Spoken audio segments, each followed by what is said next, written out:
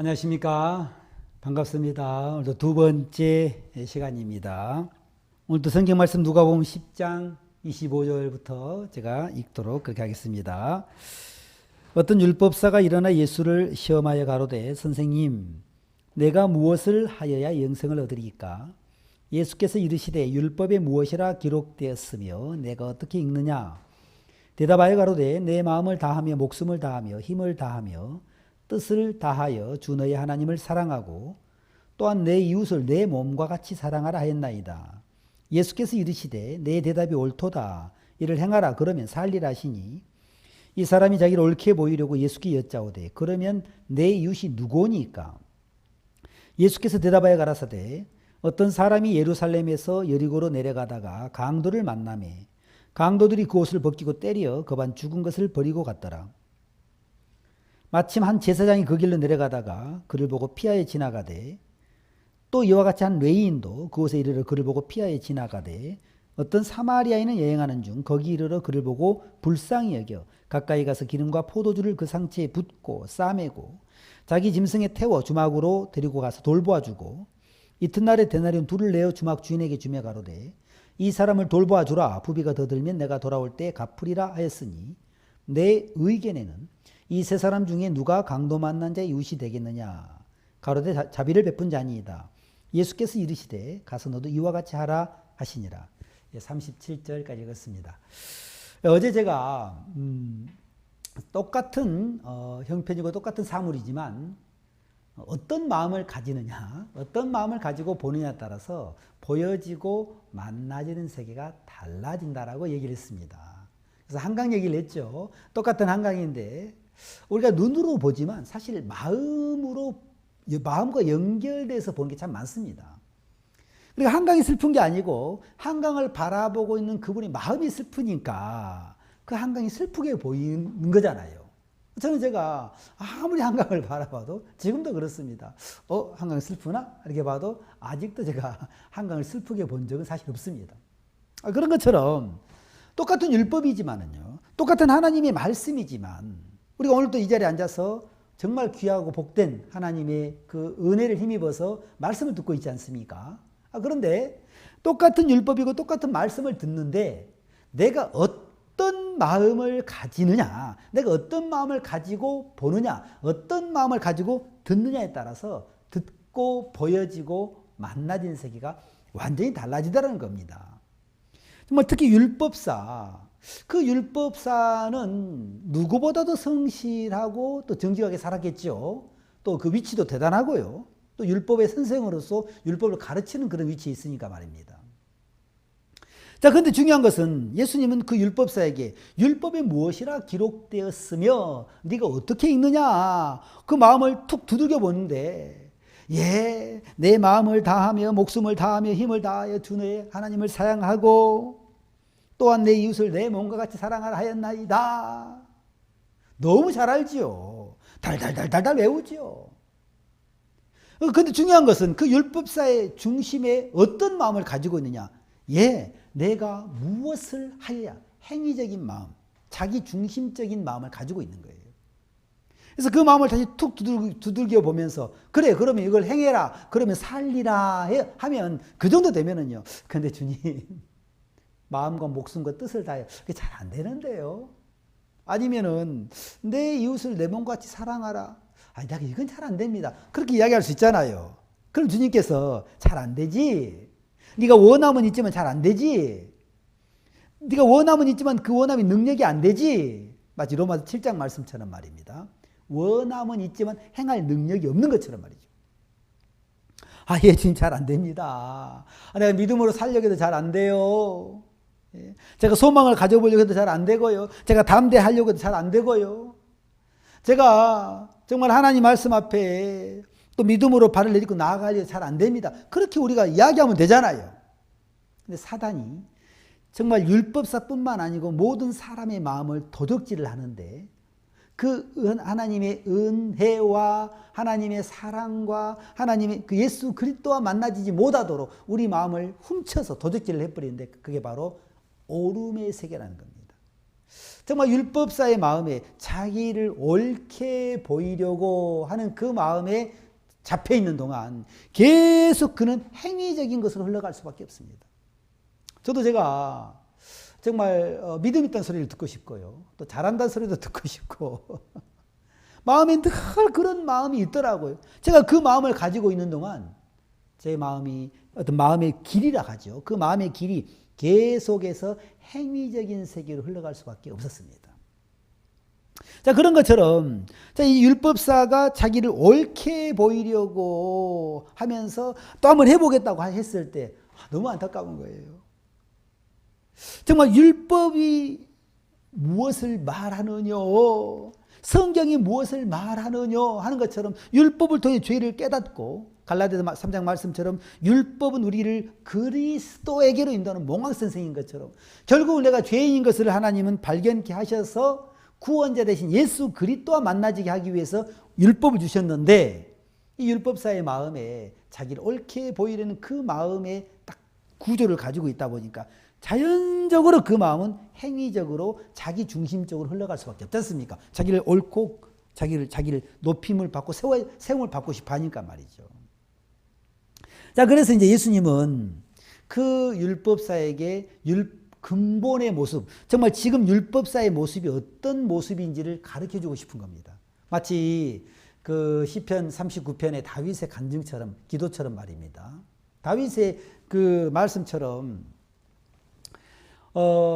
여호와여라고 하면서 시편 39편에 인생의 종말과 연한의 어떠함을 알게 하사 나로 나의 뭘 알게 달라고 그랬습니까? 나로 나의 연약함을 알게 하소서라고 그러지 않습니까? 사실 신앙은 회개와 믿음입니다. 저는 정말 이 회개와 믿음은 한 세트인 거죠. 한 세트인데 많은 분들은 회개를 빼고 말이죠. 회개를 약간 놔두고 믿음편에 초점을 맞추어서 오직 믿음, 내가 믿음으로 살아야 돼, 믿음을 가져야 돼, 믿음으로 발을 내딛어야 돼. 그러면서 믿음편에 초점을 맞추시면 참 많습니다. 근데 신앙은요, 회개와 믿음입니다. 그래서 먼저 나로 나의 연약함을 알게 하소서라는 말씀처럼 정말 하나님 앞에 내가 근본 어떤 사람인지, 얼마나 무능한 사람인지 여러분 회개 쪽에 초점을 맞추어서 신앙을 하시면은요, 믿음과 회개와 믿음은 한 세트이기 때문에 내가 믿음을 가져야지, 내가 말씀을 들어야지가 아니고 그 말씀이 나를 끌어가는 믿음의 세계를 경험할 수가 있어요. 내가 정말 무능한 자가 되고, 내가 정말 아무것도 아닌 자가 되고, 내가 거짓된 자가 되고, 내가 정말 하나님 앞에 멸망받을 수밖에 없는 그런 모습이 발견되어지면 말이죠. 내가 구원자와 만나줘야지. 내가 하나님의 말씀을 믿어야지 안 해도 그때부터 말씀이, 그 믿음이 나를 이끌어가는 그런 세계를 우리가 경험할 수 있을 거란 말입니다. 신앙은 회개와 믿음인데, 그래서 여러분 마음의 그 방향의 그 초점을 회개 쪽에 초점을 맞추어서 신앙을 하면, 물론 회개만 가지고 그 신앙이 되는 건 아닙니다. 또 회개 빼고 믿음만 가지고 되는 건 아니에요. 둘이 한 세트입니다. 하나의 세트인데 방향을 정말 하나님 앞에 내가 근본 어떤 사람인가 회개 쪽에 초점을 맞추어서 그렇게 우리가 믿음의 세계를 걸어가면 정말 하나님의 말씀이 우리를 이끌어가는, 하나님의 말씀이 능력이 되는, 교회가 정말 우리 마음에 커지고 말씀이 커지고 종이 커지고 예수 그리스도가 커지는 그런 믿음의 세계를 경험할 수가 있습니다. 자, 그래서 이제 예수님은 율법사가 하나님 앞에 근본 어떤 사람인가를 이제 예화를 통해서 예를 들어서 다시 이제 말씀을 이제 하고 있는 겁니다. 보겠습니다. 자, 29절, 이 사람이 자기를 옳게 보이려고 예수께 여짜오되 그러면 내 이웃이 누구니까? 계속해서 자기를 옳게 보이고 싶고 또 내가 무엇을 해야 됩니까? 그런 어떤 행위적인 마인드를 가지고 행위적인 마음을 가지고 자기를 옳은 자로 자기를 옳게 보이려는 마음을 가지고 이제 말씀을 대하고 율법을 대하고 이제 그렇게 있으니까 예수님께서 이 율법사에게 다시 말씀을 합니다. 30절, 예수께서 대답하여 가라사대 어떤 사람이 예루살렘에서 여리고로 내려가다가 강도를 만나매 강도들이 그 옷을 벗기고 때려 겁안 죽은 것을 버리고 갔더라. 마침 한 제사장이 그 길로 내려가다가 그를 보고 피하여 지나가고 또 이와 같이 한 외인도 그곳에 이르러 그를 보고 피하여 지나가되 어떤 사마리아인은 여행하는 중 거기 이르러 그를 보고 불쌍히 여겨 가까이 가서 기름과 포도주를 그 상체에 붓고 싸매고 자기 짐승에 태워 주막으로 데려가서 돌보아주고 이튿날에 대나무 둘을 내어 주막 주인에게 주며 가로되 이 사람을 돌보아주라. 부비가 더 들면 내가 돌아올 때에 갚으리라 하였으니 내 의견에는 이 세 사람 중에 누가 강도 만난 자의 이웃이 되겠느냐.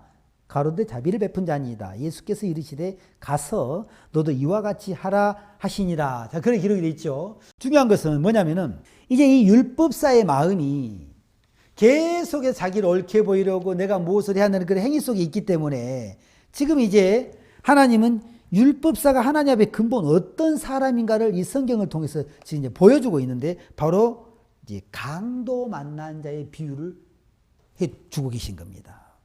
자, 어떤 사람이 예루살렘에서 여리고로 내려가다가 참 그 자체가 참 그 말씀 자체가 너무 어렵죠. 예루살렘은 평강 하나님의 세계고 여리고는 바로 우리가 사는 이 세상을 의미하고 있는데요. 하나님의 은혜에서 끊어지고 예수 그리스도에서 끊어지고 율법 그 은혜에서 떨어진 정말 그 평강에서 떨어진 그리고 행위 속에 고통 속에 육체 가운데 세상으로 흘러가고 있는 우리의 모습을 이렇게 표현한 겁니다. 어떤 사람이 예루살렘에서 여리고로 내려가다가 강도를 만났다.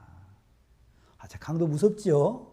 자, 근데 30절 어떤 사람이 예루살렘에서 여리고로 내려가다가 강도를 만나매 강도들이 그 옷을 벗기고 때려 거반 죽은 것을 버리고 갔더라. 또 어떤 사람이 하나님 우리를 위하시는 그 평강의 그 세계 그 예루살렘에서 떠나서 자기가 무엇을 하는 그 세계로 흘러가면서 여리고로 내려가면서 강도를 만났단 말입니다. 근데 그 강도들이 옷을 벗기고 때리고 이제 그대로 내어버려 두면 거반 죽은 거라 했으니까 죽는 거죠. 자, 그런데 마침 한 제사장이 그 길로 내려가다가 그를 보고 피하여 지나가고 제사장이 어떤 분입니까? 정말 하나님과 우리를 화목케 해서 우리의 죄를 위해서 속죄 제사를 드리시는 분이신데 그 제사장이 피하여 지나가고 32절 또 이와 같이 한 레위인도 그곳에 이르러 그를 보고 피하여 지나가네. 레위 지파 사람들은 하나님의 성소에서 하나님을 섬기는 정말 그런 어떤 귀한 직분을 가지고 있잖아요. 그런데 그 레위인도 피하여 지나가고 왜냐하면 언제 강도가 나타날지 모르잖아요. 얼마나 두렵습니까? 그리고 또 부정한 것을 만지면 안 되고요. 자, 그런데 33절 어떤 사마리아인은 여행하는 중 거기를 그걸 보고 불쌍히 여겨. 여기서 어떤 사마리아인이 나옵니다. 제사장도 아니고요. 레위인도 아니고 어떤 사마리아인. 여러분 잘 아시다시피 이제 이스라엘도 우리나라처럼 남북한 이렇게 나누어져 있는 이제 뭐 철조망 이런 건 아닌데 이렇게 나누어져 있는 그런 나라였지 않습니까? 남유다, 북이스라엘. 그래서 이스라엘이 아수르 제국에 이제 침공을 당해서 이제 멸망을 하잖아요. 그러면서 이제 아수르에서 이 혼혈 정책을 하면서 어떤 그 뭐라 할까 유대 단일 어떤 그런 민족 그 족보를 중요시했던 유대인들이 봤을 때 너무너무 부정한 거예요. 성경에서 사마리아인 그러면은 부정하다. 그래서 유대인들은 사마리아인과 말이나 음식도 같이 먹지 않지 않습니까? 같이 먹지 않죠.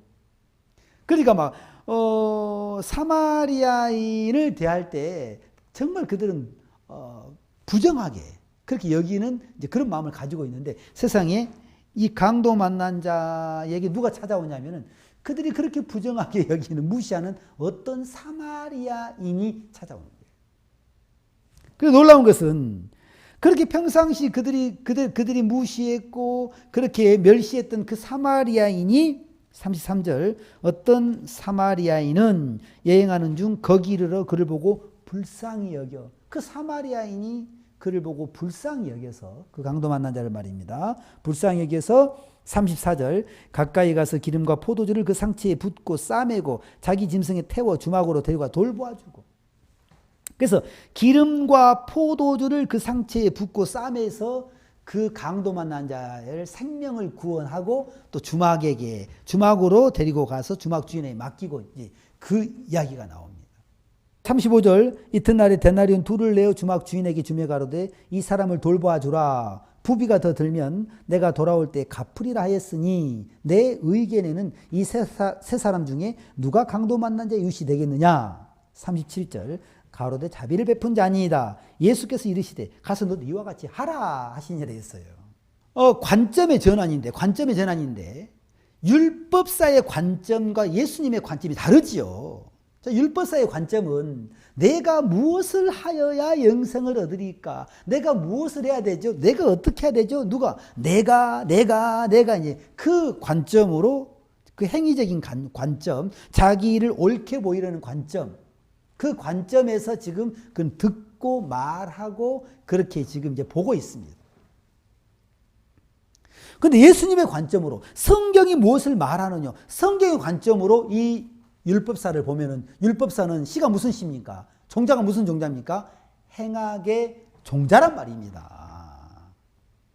제가 저번 시간에도 이 믿음 안에서 우리가 가장 행복해지고 소망스럽고 담대할 수 있으면 좋은데 어떻게 해야 되느냐? 뭐 여러 가지 있겠습니다만 그 중에 가장 중요한 것 중에 하나가 뭐냐면은 너만 빼면 돼. 너를 빼는 거야. 너를 배제시키는 거야. 믿음은 어떠한 경우라도 행위와 결부시키는 게 아니야. 믿음은 어떠한 경우라도 네 자신을 바라보는 게 아니야. 믿음은 너 자신을 넣는 게 아니야. 너를 빼는 거야. 그리고 뺀 그 자리에 말씀을, 예수 그리스도를, 하나님의 뜻을, 하나님의 사랑을 넣으면 되는데 율법사의 마음이 사단에게 그 도덕질이죠. 도덕질을 당해서 자기를 옳게 보이려고 하면서 내가 무엇을 해야 될 것처럼 계속 행위적으로 흘러가고 있다 보니까 정말 하나님 앞에 근본 자기가 어떤 사람인가를 전혀 발견하지 못하는 거예요. 여전히 그는 자기 어떤 그 관점에서 그렇게 자기를 보고 또 자기를 판단하고 그렇게 아마 살아가고 있을 겁니다. 그런데 중요한 것은 예수님의 어떤 그런 관점, 하나님의 말씀의 관점으로 보면 율법사를 볼 때 너무 안타깝죠. 율법에 무엇이라 기록되었으면 네가 어떻게 읽느냐? 저 율법이 무엇을 말하느냐? 범법함을 인하여 더한 것이란다. 다른 말로 하면 넌 이미 행악의 종자로서 죄를 범했단다. 네가 죄를 지어서 죄인이 아니고 근본 죄인으로 출생을 했단다. 범법함을 인하여 율법을 더해 준 거예요. 왜요? 근본 자기가 죄인인 것을 깨닫게 하기 위해서. 그래서 내가 무엇을 하는 세계가 아니고 내가 구원자가 필요하구나. 그 하나님의 긍휼이 은혜가 필요하구나 라는 것을 가르쳐주기 위해서 그렇단 말입니다. 정말 많은 사람들이요. 저도 그 중에 한 사람입니다만은 제가 처음에 이 전도자의 길을 걸어가면서 뭐라 할까요? 뭐 저도 맹꽁이 소리는 안 들어봤습니다. 누가 그렇더라고요. 맹꽁이 배를 탁 누르면 맹꽁 그렇게 한다 하네요. 저도 제가 전도자로서 제가 그렇게 살아가면서 사실 제가 뭐 율법사를 뭐라고 할 수 있는 사람이 절대로 아니고 감히 그렇게 할 수도 없고요. 제 모습이 참 많이 비춰집니다. 저도 늘 마음 중심에 내가 어떻게 해야 되지? 내가 사역 잘하고 싶고 인정받고 싶고 내가 어떻게 해야 많은 사람이 구원을 받지? 늘 어떤 행위적으로 그렇게 옳게 보이려고 믿음 있는 사람으로 보여주고 싶은 마음이 중심에 많이 있더라고요. 그렇게 흘러가다 보니까 결국 내 마음이 어떤 소망스럽고 담대한 것보다 어떤 분이 그러시더라고. 맹꽁이 배를 탁 누르면 맹꽁 한다 하는데 결국 사단이 저를 속여서 제 배를 딱 누르면 저도 모르게요. 이거 못하겠다. 이거 못해 먹겠다. 힘들다. 부담스럽다. 늘 제가 그런 소리밖에 못했어요. 그런 소리. 맹꽁이 배를 딱 누르면 맹꽁 한다고 하네요. 물론 저는 안 들어봤습니다. 누가 이제 뭐 지어낸 얘기인가요? 근데 아무튼 제가 누가 제 배를 탁 누르면 꼭 저는 그런 것 같아요. 힘들어요. 배를 탁 누르면 나 부담스러워요. 나 못해요. 배를 탁 누르면 못해 먹겠네. 난 너무 어려워. 나 너무 힘들어. 난 전도자 길을 못 하겠어. 난 안 돼. 늘 저는 그런 소리밖에 못 했어요. 왜요? 내가 무엇을 하려고 하고 내가 옳게 보이려고 하고 내가 잘하려고 하고 인정받으려고 하는 순간 저는 계속 행위적으로 흘러가면서 그 하나님의 은혜와 긍휼과 말씀에서 다 끊어져 버리더라고요. 그리스도에서 끊어져 버리더라고요. 아무 소망이 없었습니다. 아무 힘이 없었어요. 율법상은 그런 게 아니고 사단이 제 마음을 도적질을 해서 똑같이 이렇게 끌고 가는 것을 제가 부끄럽지만 간증을 제가 드리는 겁니다.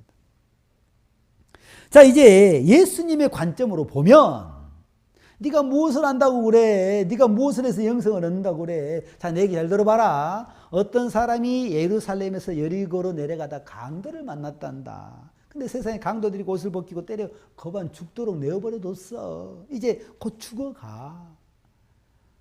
이제 그 죽어가는 그 위치가 뭐 어떡할까요? 이제 진짜 이제 모든 기력도 다 쇠하고 그대로 내어버려 두면 구원자가 아니면 그 스스로는 절대로 살아날 수 없는 그 길이지 않습니까? 근데 자기가 그렇게 기대했던 또 바랬던 제사장도 피하여 지나가고 레인도 지나가고 어떤 율법의 그림자, 행위의 그림자입니다. 피하여 지나가는데 세상에 자기가 그렇게 평상시 멸시하고 무시했던 어떤 사마리아인이 자기한테 찾아온 거예요. 그리고 그 강도 만난 자를 불쌍히 여겨서 가까이 가가지고 기름과 포도주를 그 상처에 붓고 싸매고 이제 그렇게 치료를 해주는데 아마 제가 봤을 때 평상시 율법사가 아니 이제 이 강도 만난 자가 강도 만나기 전이었다면 만약에 자기가 조금이라도 자기 의를 세울 수 있다면 아마 그 사마리아인의 도움을 받지 않았을 거예요. 저리 가. 난 당신 필요 없어. 당신 부정한 사람이잖아. 난 당신이라고 말하면 나도 부정해져. 안 돼. 가. 빨리 가. 아마 그렇게 했을란가도 몰라요. 그러나 이제 자기 의리를 세울 수도 없고 거반 죽어가는데 그 어떤 사마리아인이 와서 그를 불쌍히 여겨서 기름과 포도주를 상처에 붓고 싸매서 그 사람을 살리고 또 주막과 주막 주인에게 맡겨지는 그냥 내용인데 이건 예수님이 하시는 말씀이고 예화잖아요. 어떤 사람이라고 하신 것처럼. 쉽게 이야기하면 이 강도 만난 자의 어떤 그런 모습을 통해서 하나님은 우리의 모습을 지금 보여주고 계신 거죠. 36절 내 의견에는 이 세 사람 중에 누가 강도 만난 자의 이웃이 되겠느냐. 37절 가로되 자비를 베푼 자니이다. 자, 그렇게 이야기했습니다. 그때 예수께서 이르시되 가서 너도 이와 같이 하라 하시니 이렇게 말씀하셨습니다. 가서 너도 이와 같이 해라. 누구처럼 하라는 얘기입니까? 누구처럼요? 가서 너도 이와 같이 해라. 자, 이럴 때 우리가 아주 단순하게 한번 생각해 보면 좋습니다. 아주 그냥 쉽게 그냥 아주 단순하게 어떻게 단순하게 생각하냐면은 질문과 답이라고 생각해 봅시다. 질문과 답. 25절이 말입니다. 25절이 어떤 율법사가 일어나 예수를 시험하여 가로되 선생님 누가 내가 무엇을 하여야 영생을 얻으리까? 라고 질문을 했어요. 쉽게 그냥 이해하기 쉽게 질문과 답에 대해서 우리 이야기를 했을 때 그럼 율법사가 선생님 내가 무엇을 하여야 영생을 얻으리까? 이렇게 질문을 했을 때 거기에 대해서 답을 하잖아요. 그 답이 뭡니까? 가서 너도 이와 같이 하라. 가서 너도 이와 같이 하라. 이게 답이에요.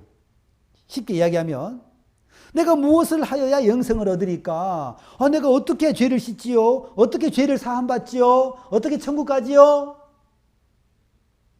그때 예수님의 답이 뭐냐면은 가서 너도 이와 같이 하라라는 겁니다. 누구처럼 하라고요? 사마리아인. 대부분 많은 사람들이 그렇게 생각할 수 있어요. 왜? 행위 속에 있으니까. 자기를 옳게 보이고 싶고 행위적인 관점에서 보면 이게 그렇게 보일 수가 있습니다. 아까 말씀드린 것처럼 똑같은 한강인데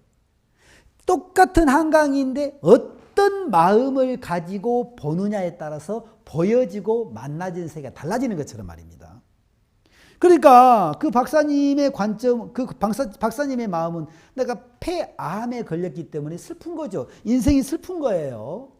그래서 이제 강변북로를 따라서 퇴근길에 한강을 보면서 야, 한강이 너무 슬프구나. 너무 슬프게 흐르구나. 그렇게 보여지더라는 겁니다. 근데 제가 지금까지도요. 한 번도 한강이 슬프게 흐르지가 않은 거예요. 그렇게 안 보이는 거예요. 무슨 한강이 슬프겠습니까? 무슨 한강이 기쁘겠습니까? 아닙니다. 그냥 한강이에요. 그런데 어떤 마음을 가지고 보느냐에 따라서 그렇게 달라지는 것처럼 율법도 그렇고요. 믿음의 세계도 똑같단 말입니다. 하나님의 세계, 이 은혜의 세계도 똑같아요. 정말 하나님 우리를 위하시고 은혜 베풀기 위하시고 평강을 두고 복 주기를 원하시는데 우리가 어떤 마음을 갖습니까? 우리가 사단에게 속아서 행위적인 마음으로 오름 속에 빠져서 계속해서 내가 무엇을 하여야 라는 행위적인 관점에서 보니까 이 누가복음 10장 25절 이하 37절까지 이 말씀이 전혀 다르게 만나질 수도 있겠지요. 다시 질문과 답이라고 했을 때 내가 무엇을 하여야 영생을 얻으리까? 내가 무엇을 하여야 죄를 씻으리까? 제가 어제도 말씀드렸죠. 사람들이 생각하는 죄와 하나님 말씀하시는 죄가 다르다. 사실 사람들은 죄가 무엇인지를 정확히 몰라요. 어떤 열매적인 차원에서 내가 죄를 지어서 마치 사과나무에 열매적인 거 있잖아요. 사과 열매를 맺었으니까 사과나무. 아니죠. 열매적인 차원보다도 사과나무는요. 겨울에는 열매도 없고 앙상한 가지밖에 없어도 열매가 없어도 사과 씨가 심겨졌고 사과나무는요. 사과나무예요. 그 사과나무가 배나무가 될 수는 없잖아요. 열매가 없다고 그래서 배나무가 될 수 있는 건 아닙니다. 그런데 사람들은 어떤 행위적인 어떤 것 차원에서 열매적인 차원에서만 생각을 하지 근본의 종자에 대해서 생각을 잘 못한다는 겁니다. 우리는 죄를 지어서 죄인이 아니에요.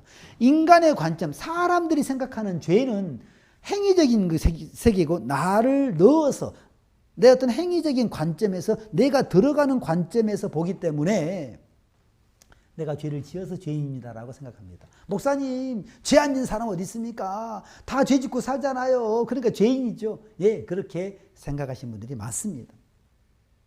그런데 중요한 것은 하나님의 말씀이 무엇을 말하느냐, 성경이 무엇을 말하느냐, 하나님의 말씀의 관점이죠. 성경이 무엇을 말하느냐. 성경은 우리가 죄를 지어서 죄인이 아니고 아담 안에서 행악의 종자야 죄인이라고 되어 있지 않습니까? 그래서 디모데전서 2장 4절에서 하나님은 모든 사람이 무엇을 받으며 구원을 받으며, 그 구원이라는 단어는 우리 스스로 어딘가에 빠져 있는데 스스로 나올 수 없을 때 바로 도움을, 은혜를 입는 것이잖아요. 구원자에 의해서 되어지는 세계지 않습니까? 자, 이 율법사에게 가서 너도 이와 같이 하라. 만약에 여러분에게도 가서 너도 이와 같이 하라. 여러분 어떻게 이걸 받아들입니까? 요한복음 5장에 예수님이 베데스다 못에 가셔서 38년 된 병자를 만납니다.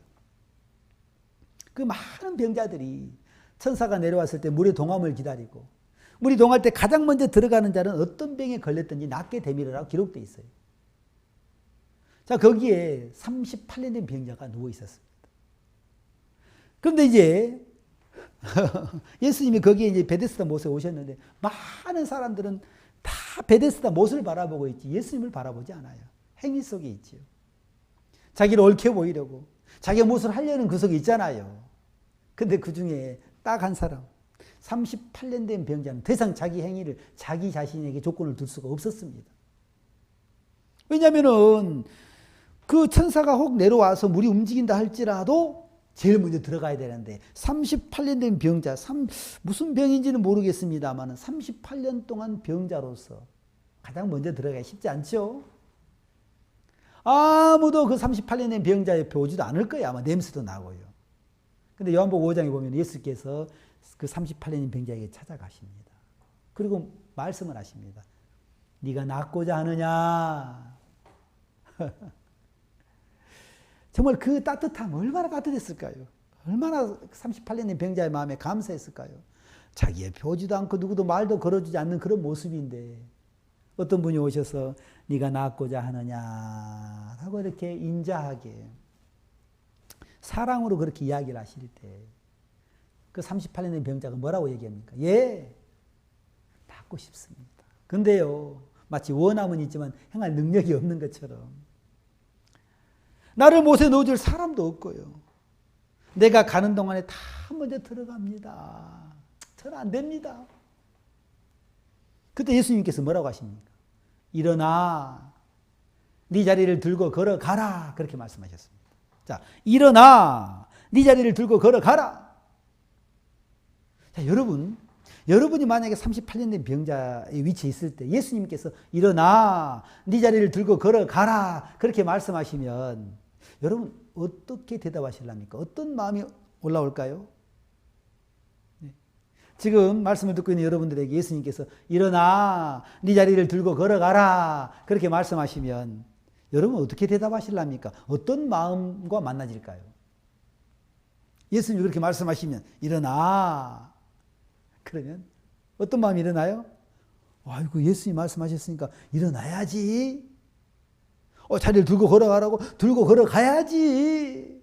주님 말씀인데 일어나야지. 주님 말씀인데 자리를 들고 걸어가야지.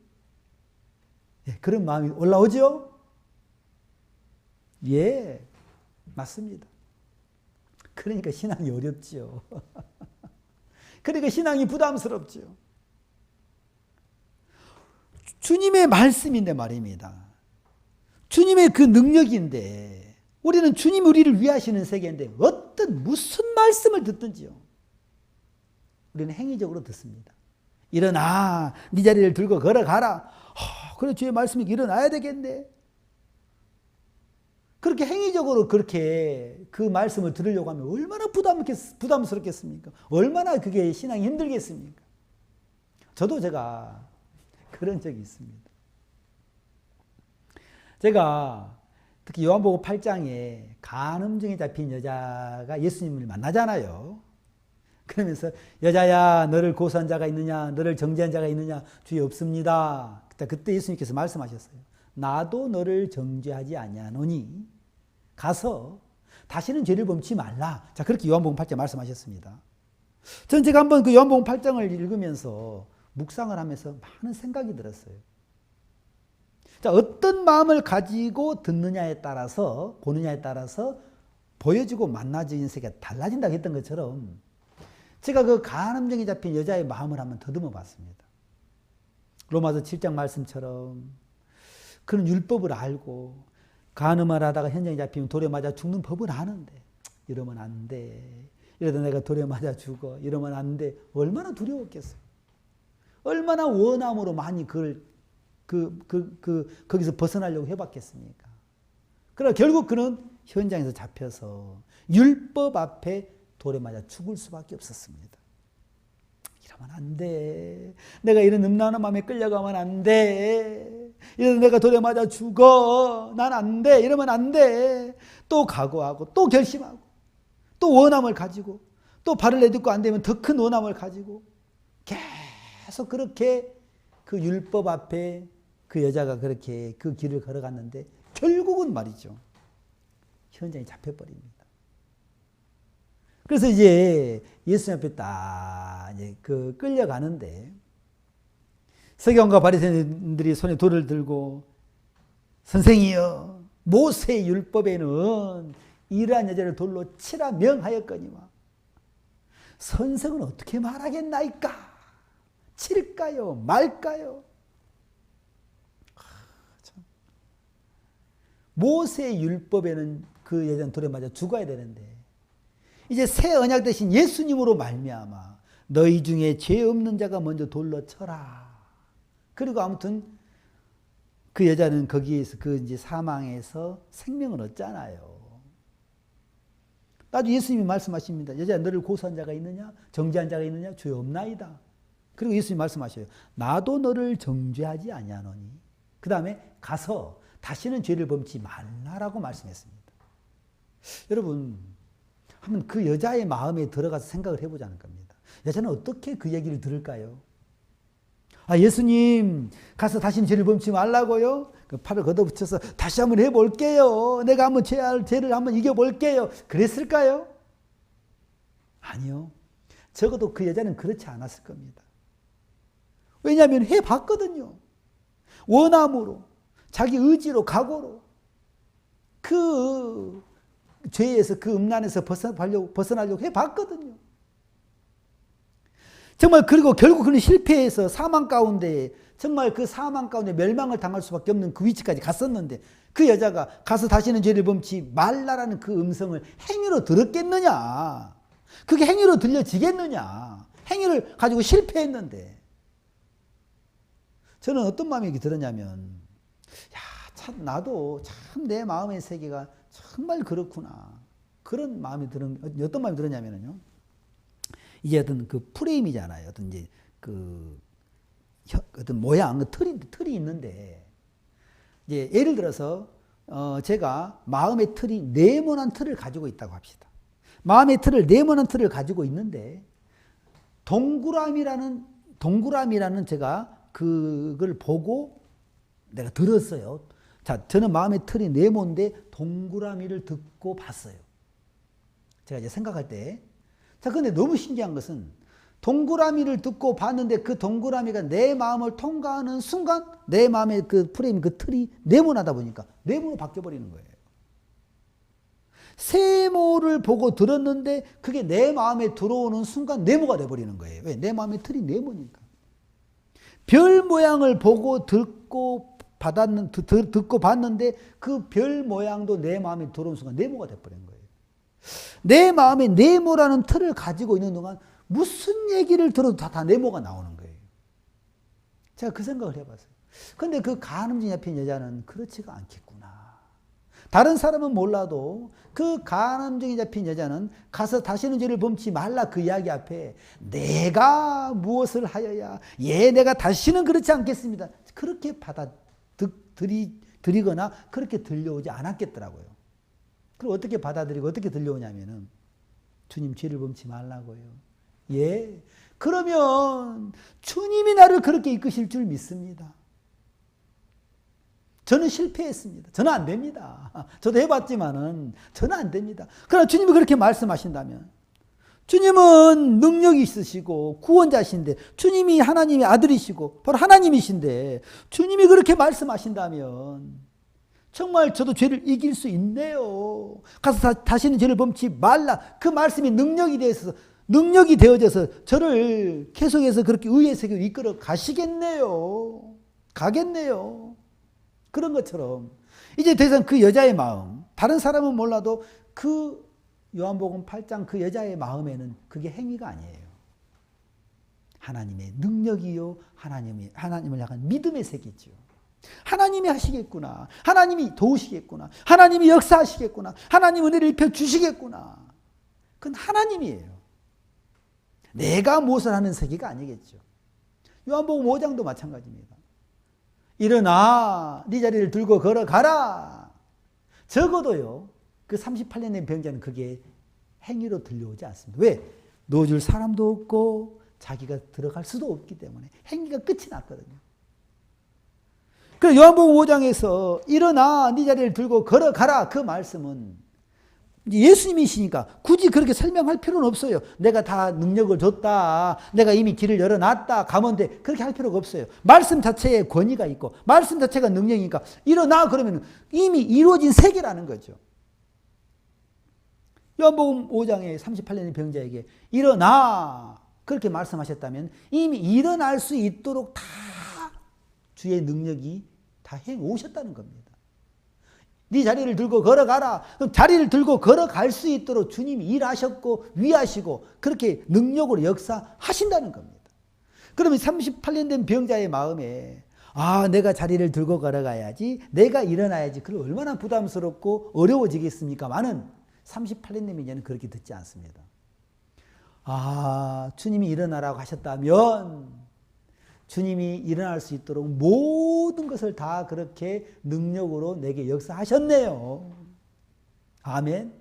네 자리를 들고 걸어가라 그렇게 말씀하셨다면 주님이 우리를 위하시는 것처럼 이미 주님이 그렇게 나를 이끄시네요.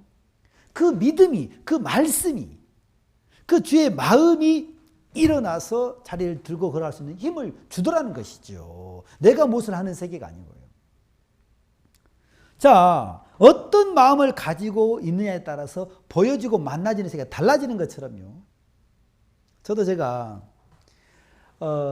이제 제 마음 중심에 그 사무엘상에 그 사무엘 선지자가 있을 때 그 블레셋과의 싸움이 있었잖아요. 그때 이제 사무엘이 기도하면서 그 블레셋을 이제 이기고 이제 돌을 하나 세우면서 에베네셀이라고 이름을 했습니다. 그 에베네셀이라는 그 뜻이 여기까지 하나님 우리를 도우셨다라는 의미거든요. 저는 제가 그 말씀을 대할 때 너무 행복하고 소망스러웠어요. 왜냐하면 제 마음에 어떻게 만나지냐면 에베네셀의 하나님, 지금까지 나를 이끄신 하나님, 지금까지 내게 은혜를 베푸신 하나님, 그 하나님이 여기까지가 아니고 앞으로도 계속해서 주님 만나는 그날까지 내게 역사하시고 나를 이끄시겠구나라는 마음이 정말 저는 많이 들어요. 에베네셀, 여기까지 주님이 이끄셨다. 난 여기까지야. 난 안 돼. 난 여기까지인가 보다. 그게 포기가 되는 게 아니고 여기까지 이끄신 하나님이 왜 앞으로 안 이끄시겠어? 저는 제가 개인적으로 그 460장 찬송을 참 좋아해요. 지금까지 지내온 것 주의 크신 은혜라 한이 없는 주의 사랑 어찌루 말하랴 자나깨나 주의 손이 항상 살펴주시고 모든 일을 주 안에서 형통하게 하시네. 저는 진짜 그 찬송 자주 부릅니다. 늘 주일날 말씀 끝나면 460장 부르겠습니다. 그래서 지금까지 지내온 것 주의 크신 은혜라. 너무 감사해요. 지금까지 주님이 이끄셨다면 왜 앞으로 안 이끄시겠나? 정말 지금까지 주님의 그 크신 은혜가 나를 이끄셨다면 앞으로도 그 은혜가 나를 이끄시겠다. 그것만 생각하면 그렇게 감격스럽더라고요. 어떤 마음을 갖느냐에 따라서 보여지고 만나지는 세계가 달라지는 거죠. 자, 이제 율법사에게 가서 너도 이와 같이 해라. 제가 처음에 말씀드렸던 것처럼 그냥 쉽게 그냥 이야기 쉽게 말씀을 드리는 겁니다. 질문과 답이라고 했을 때, 자, 어떤 질문을 했냐면, 선생님, 내가 무엇을 하여야 영생을 얻으리까? 그랬단 말입니다. 내가 어떻게 죄를 씻지요? 내가 무엇을 해야 되지요? 자, 거기에 대한 답이 뭐냐면은, 가서 너도 이와 같이 하라라는 답이에요. 가서 너도 이와 같이 하라. 어떻게 해요? 사마리아인처럼 무엇을 하라고요? 자, 한번 제가 죄송합니다. 문제를 한번 내보겠습니다. 뭐 그렇게 어려운 문제는 아닐 것 같은데, 자, 문제를 한번 내보겠습니다. 여기 이제 누가복음 10장의 등장인물을 한번 보겠습니다. 누가복음 10장 25절 이하의 등장인물을 보면 첫 번째 강도 만난 자, 두 번째 제사장, 세 번째 레인, 네 번째 어떤 사마리아인. 자, 등장인물 다 기억하시죠? 첫 번째 강도 만난 자, 두 번째 제사장, 세 번째 레인, 네 번째 어떤 사마리아인. 자, 이 네 사람 중에 등장인물입니다. 네 사람 중에 사망 가운데 있다가 생명을 얻은 사람이 누굴까요? 좀 어렵습니까? 예, 사망 가운데 있다 영생을 얻은 사람이 누구지요? 예, 맞습니다. 강도 만난 자잖아요. 거반 죽어가는 사망 가운데 있다가 불쌍히 여김을 받아서 그 사마리아인의 그 불쌍히 여김을 받아서 생명을 얻은 사람이잖아요. 선생님, 내가 무엇을 하여야 영생을 얻으리까? 가서 너도 이와 같이 하라. 예, 이 말씀은 내가 사마리아인처럼 또 무엇을 하는 세계가 아니고 네가 무엇을 한다고 그래. 정말 진짜 내 이웃을 내 몸처럼 사랑하는 주님, 우리의 구원자 되신 예수님, 너는 그 예수님의 긍휼을 은혜를 입어야 될 사람이야. 네가 무엇을 하는 세계가 아니고 가서 너도 이와 같이 하라는 말씀처럼 쉽게 표현하자면은 가서 너도 쓰러져 있어. 내가 무엇을 하여 영생을 얻는 게 아니고 야 강도 만난 자처럼 쉽게 표현할까요? 그냥 자빠져 있어. 내가 무엇을 하는 세계가 아니고 우리는 근본 행악의 종자로서 시가 무슨 시라고 그랬습니까? 죄시. 언제까지 죄를 지어요? 원튼 원치 않든 죽을 때까지 죄를 지을 수밖에 없는 그 모습이잖아요. 죄시. 그래서 우리가 무엇을 하는 세계가 아니고 정말 우리가 강도 만난 자처럼 그대로 내어버려 두면 우리는 죄 때문에 지옥 갈 수밖에 없는 사람이잖아요. 우리는 구원자가 필요하다란 말입니다. 우리는 우리를 불쌍히 여기는 사마리아인이 필요한 사람이지 우리가 무엇을 하는 세계가 아니라는 겁니다. 네가 무엇을 한다고 그래? 그냥 자빠져 있어. 쓰러져 있어. 내가 너를 위할게. 내가 너를 불쌍히 여길게. 내가 너를 도울게. 내가 너에게 은혜를 베풀어 줄게. 내가 능력으로 너를 이끌어 줄게. 그렇게 말씀하고 계시는 거예요. 가서 너도 이와 같이 하라.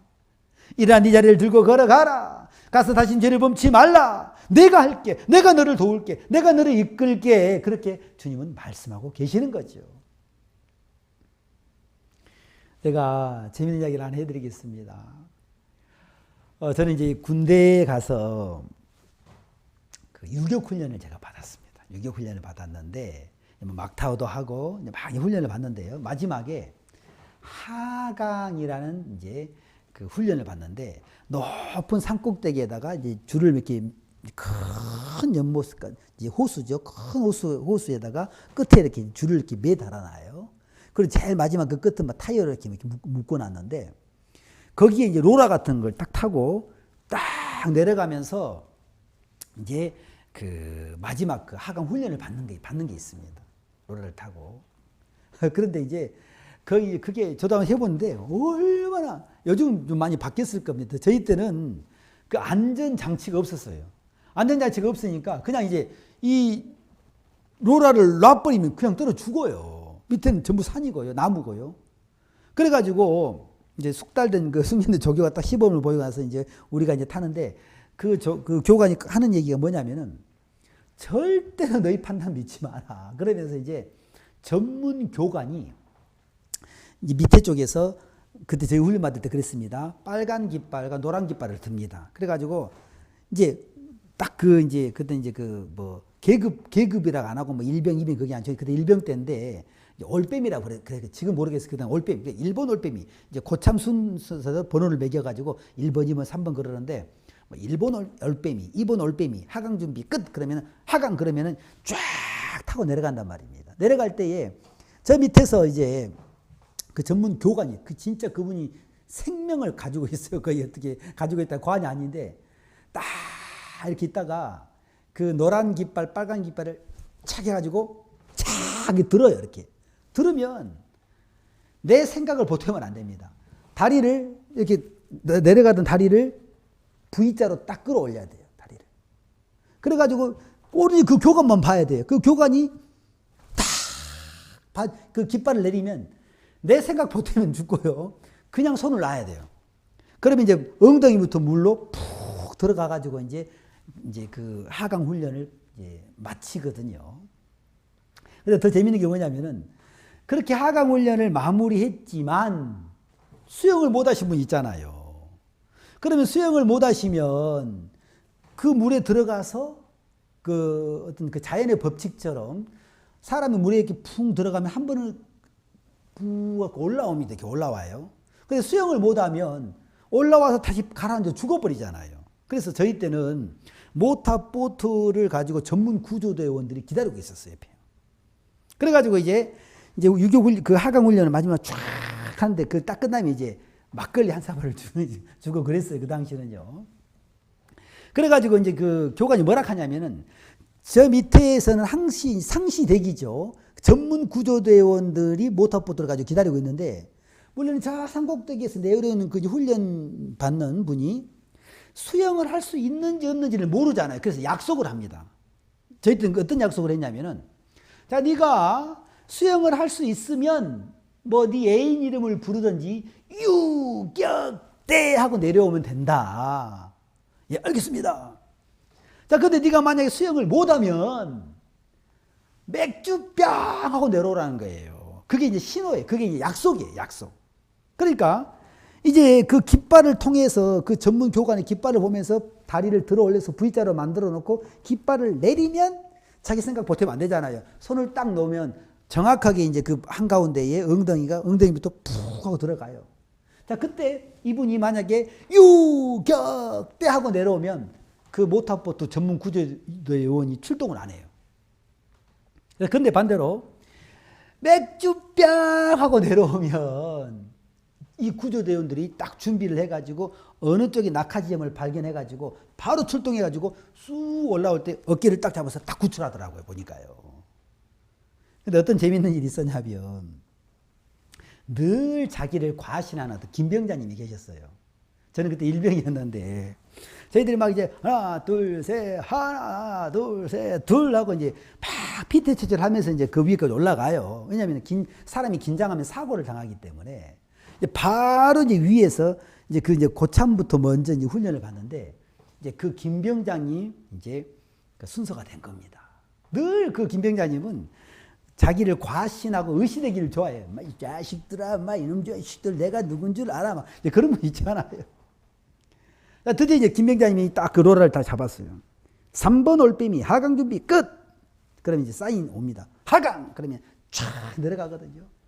자, 그런데 우리가 왜 그렇게 그때 제가 질문을 했는지 좀 친하게 지내서 그랬는지 몰라도 이제 딱 잡고 있는 제가 김병장님, 그러니까 왜 마? 그러니까 근데 김병장님은 수영을 잘하세요. 그러니까 김병장님이 뭐라냐? 야, 이 쉐기 말이야. 너 내 별명이 뭔 줄 알아? 잘 모르겠습니다.